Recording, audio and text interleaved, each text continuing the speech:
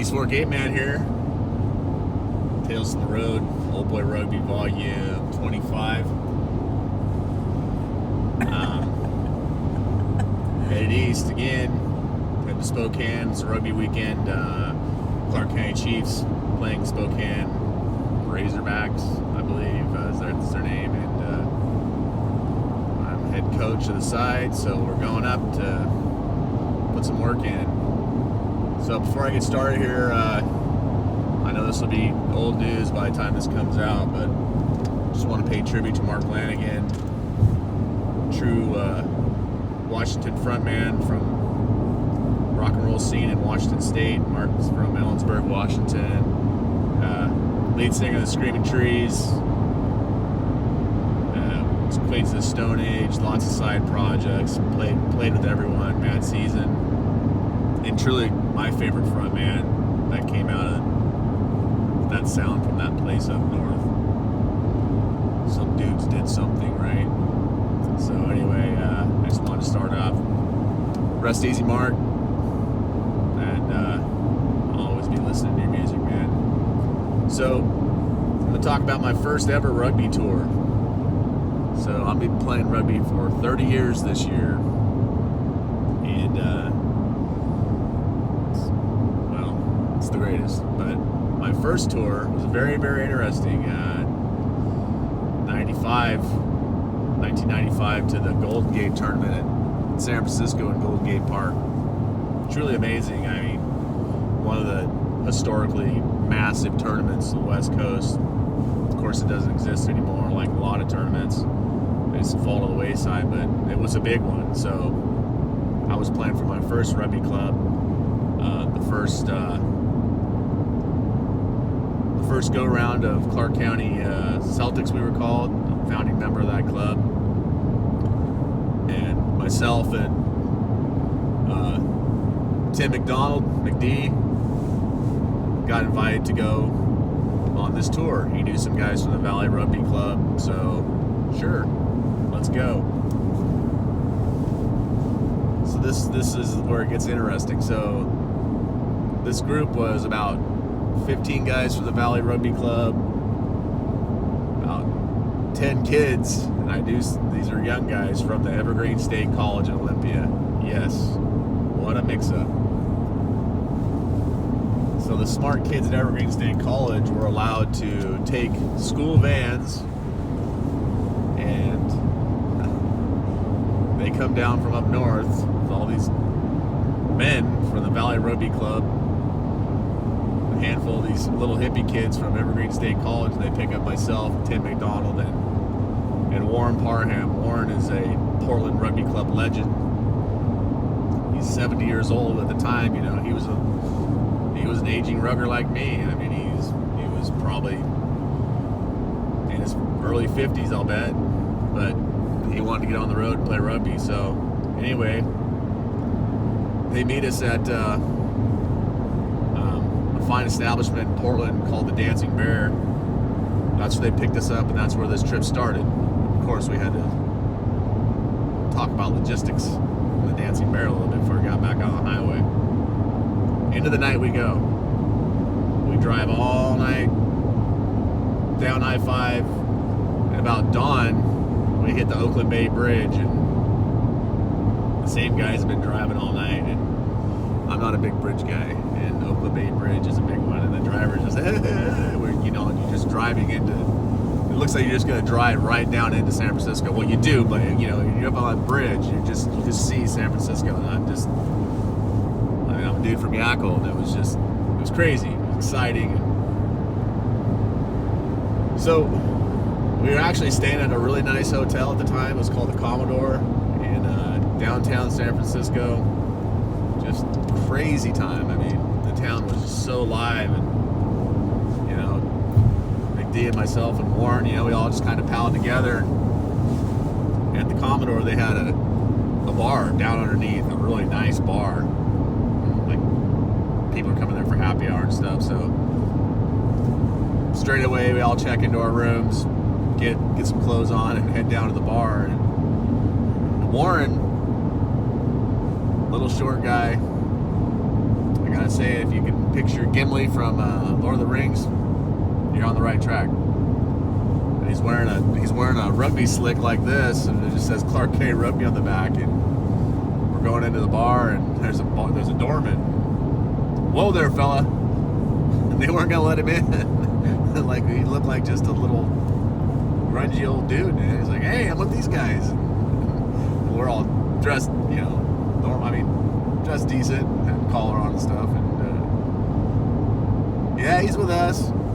So he gets into the bar, and we tear into the piss real good. Go out in the night. We basically just walked around, checked out San Francisco. I'd never been down there, and I just took it all in, and went out to the clubs and checked out. We knew there was like 2 or 3 classic old San Francisco rugby bars, and we all piled into there. The old San Francisco Rugby Club and Old Blue and Olympic Club, some of those really serious rugby clubs from the Bay Area. And so anyway, we get back in the night. One of the Valley guys he'd made it to the room. The key was in the door, but he was sleeping there on the floor in the hotel hall. Out he went. We're coming up on Old Mama Falls here. We'll take a little segue and see if Mom can get their shoes up there on the hill.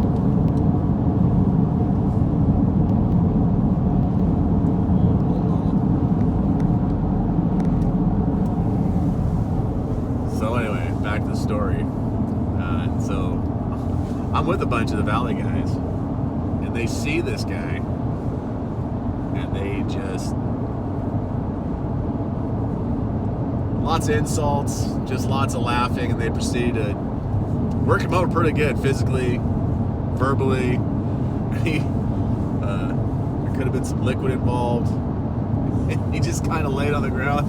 "Hey guys, knock it off, leave me alone."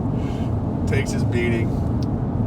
And right then and there, I knew I wasn't in Kansas anymore. Like, holy shit.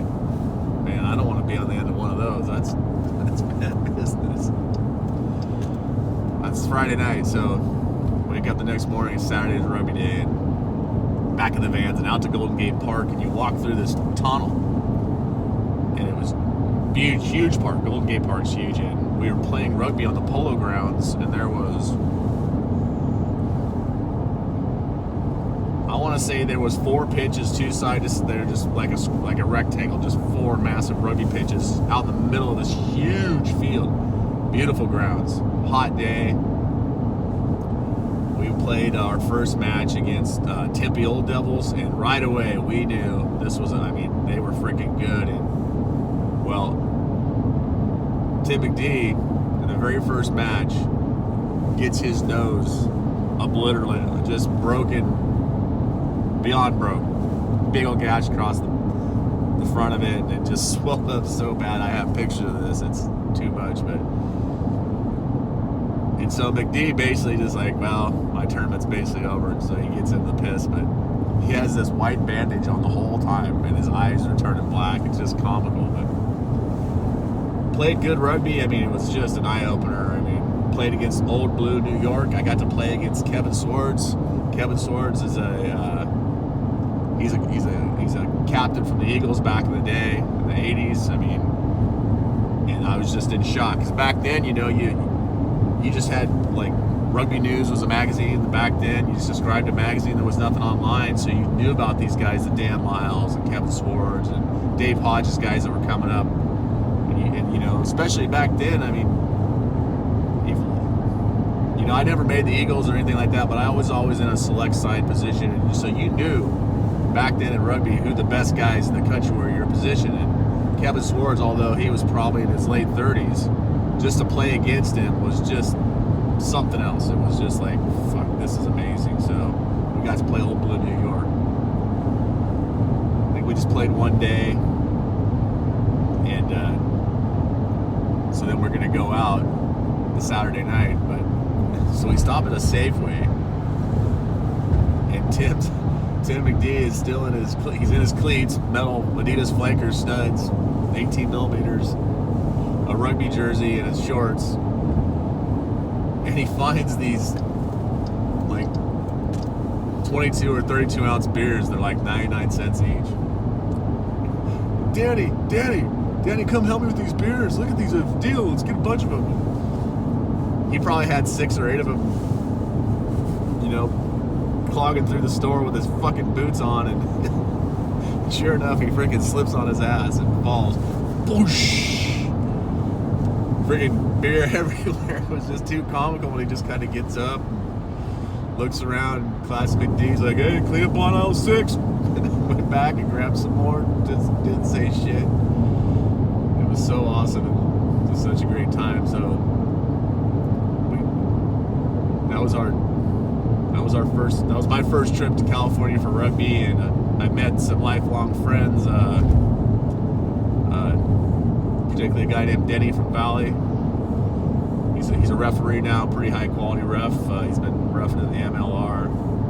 He was on that trip, and guys I still see, we still have a laugh about our rugby tour to the Golden Gate tournament in San Francisco.